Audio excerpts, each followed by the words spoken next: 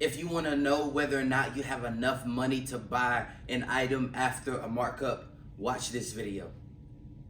Hey guys, today in this lesson, we are going to learn how to calculate or to compute what the price is going to be after a markup. So last time we were talking about discounts, and actually another name for discount is markdown, but today we're talking about markups. And so what we're going to see and start by is just defining what are the differences between these two. So again, last time we talked about discounts.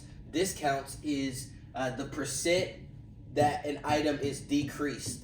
Okay, so again, it is reduced, and so you are saving money. All right, and so the percent of the selling cost a store removes to entice a customer to buy an item. Okay, so discounts are always about reducing the price or removing some of the costs in order to get a customer to buy an item. Okay, well, on the flip side of that, sometimes stores will mark up items because maybe they are in high demand, or maybe a lot of people want this item, or it's a popular item, or maybe it's around the holidays, and so they know there's a particular toy or device that a lot of people are going to want. And so a markup, on the other hand, is when the price is increased. Okay, and so this is the percent increase. This is how much an item is going up, and again, the percentage of the cost that a store adds to the original cost before selling it to the customer. Again, a markup is the price is increasing. A markdown or a discount is when it is being reduced. All right, and so again, last time we talked about discounts. Again, another name for that is markdown. Today we are looking at markups, where the stores are increasing the prices. Okay, so let's get into a couple examples. The first one, you own a rare video game that you originally bought for $7. You want to sell it to make a profit. What is your selling price if you mark up the original price by 90%? Okay, so I'm going to start by, by highlighting or circling or underlining the important information. So we originally bought it for $7, right? Then we want to mark up the price by 90%. Okay, so this time the only difference between a discount and a markup is that when we figure out how much is the percent, we are now going to add it to the price. Okay, and so last time we were subtracting with discounts, and markups we are adding it to the cost. All right, and so there's many different ways. We chose to use a proportion in the first lesson, and we're going to continue using a proportion to help us solve this. And so first time we had P over B equals the rate over 100. We're still going to use that same proportion to solve this. All right, so the original price is what the base is, and so that is going to be 7 in this case. The rate that we are increasing it, we're marking it up, is 90%. Again, we said the rate always, that number that has the percent symbol always is the rate, and that rate is always over 100. Okay, and so this is what I'm trying to find. I'm trying to find the amount that I am marking it up. And so once I get my proportion set up, I'm going to cross multiply and divide. So cross multiply and then divide. So I'm going to go 90 times 7. Then I'm going to divide that by 100, and then that is going to give me what X equals. All right, and so we do 90 times 7 divided by 100. And so what we get is we get 6.3. But because this is money, I'm going to say 6.30, right? Because money always has 2 decimal places. And so that is the price that I'm going to mark it up. All right. So what I need to do now, instead of subtracting that, I am going to add it Because it is a markup. It is being added to the cost. So at the end, I'm going to do 7 plus $6.30. And that is going to give me what the new price is after the markup. And so that is going to be $13.30. That is a 0. Okay. So that is the cost after the markup. So again, what you should notice is the only difference between this one and the discount and a markup is instead of subtracting it, because again, a discount is money taken away, a markup is money that is being added. That's the only difference. So that's step 3. That the only difference is instead of subtracting, you're adding. Everything else is the same. Okay. So with that said, I want you to try to do this next one on your own. So pause it. And then I want you to try to do example number 2. All right.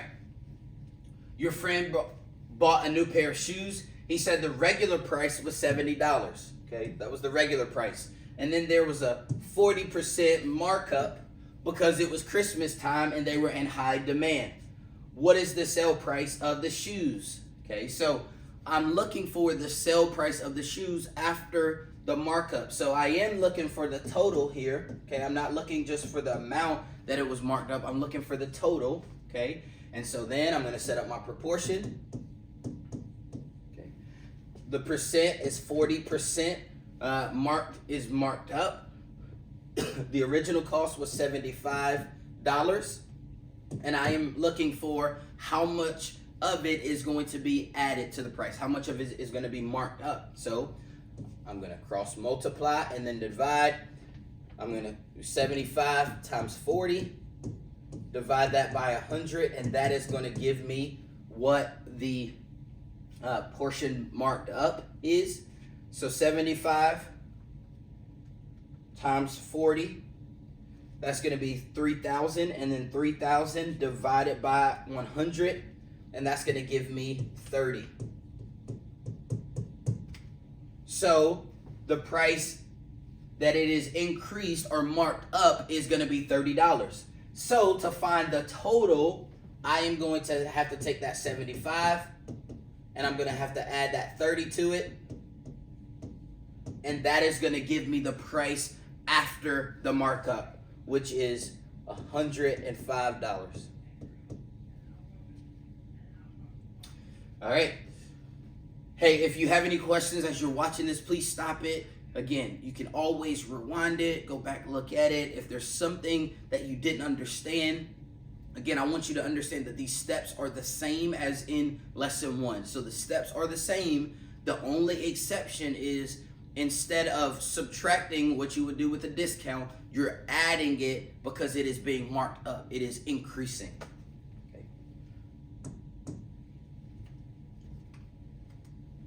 All right.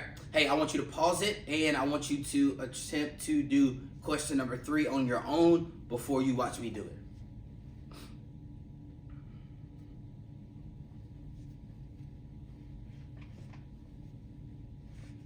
All right, example number 3. A car is $19,000, and it has been marked up by a price of 4%.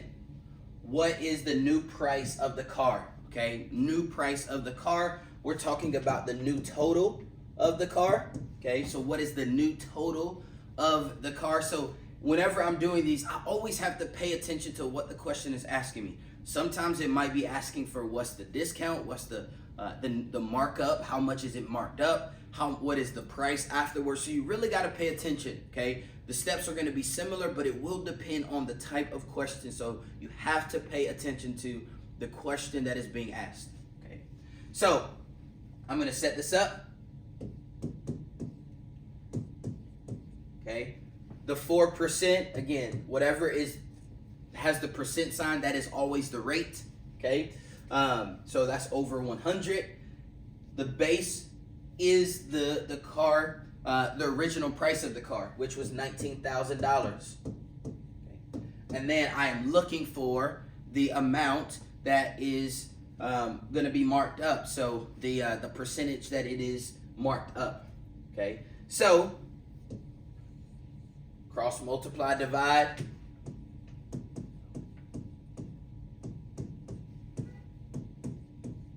All right, so, and that is going to give me the X.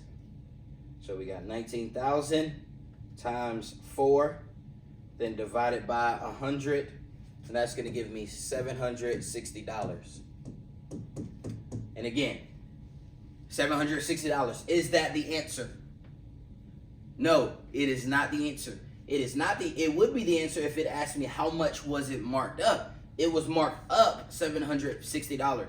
But because this is asking for the new price of the car, so now I have to take how much it was marked up by and add that to the original cost of the car, which was $19,000 plus the $760, and that is going to give me the new total, which is $19,760, and that is the answer.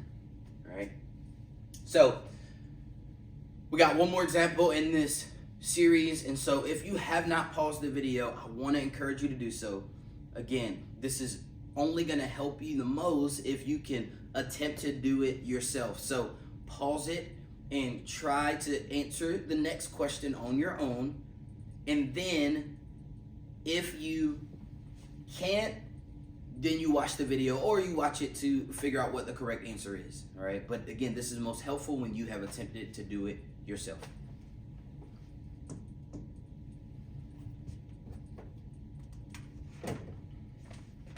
All right, here's the last one. You go to the mall to purchase a new backpack. The price tag reads $55.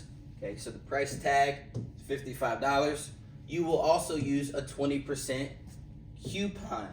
What is the sales price of the backpack? Okay. Uh-oh, this one said coupon. Is that a markup or is that a markdown? Is that a discount? Well, see, I wanted you to have this in the context of all different types of problems, because not all of them are going to be markups. Sometimes they're going to be marked down. Sometimes they're going to be, discounted. So hopefully you didn't do the exact same thing. All right. Hopefully you saw that it was a discount, a coupon. So the steps are going to be the same except for that last one, right? I got the 20% over 100. The original price was $55. I'm trying to figure out how much am I going to save, and then I got to figure out what the sales price is after. So I'm going to cross multiply 55 times 20, and then I'm going to divide that by 100, and that's going to give me what the discount price is. So, or the discount. Okay, 55 times 20 is 1,100. Divide that by 100, and I'm gonna get 11. So $11 is the amount that we're going to save, is the discount, okay? Again, but the question is asking me, what is the sale price of the backpack? So because it's the sale price, that means after the discount is applied. So what I'm gonna do is I'm gonna take that $55 and I'm gonna subtract the discount, which was $11, and that is going to give me $44. So the sales price after the coupon is $44. Again, here's some pro tips. Please make sure you read the question. Pay close attention to what the question is asking you. If it is a mark up, that means it's being added. If it's a mark down or a discount, you're taking away, you're saving some money. That's more money in your bank account, in your pockets, whatever. And so that is how you do markups and markdowns. I hope this lesson has been helpful to help you understand those things. Do some more practice. Perfect practice makes perfect. That's the only way you're going to get better at doing these types of problems. And till next time.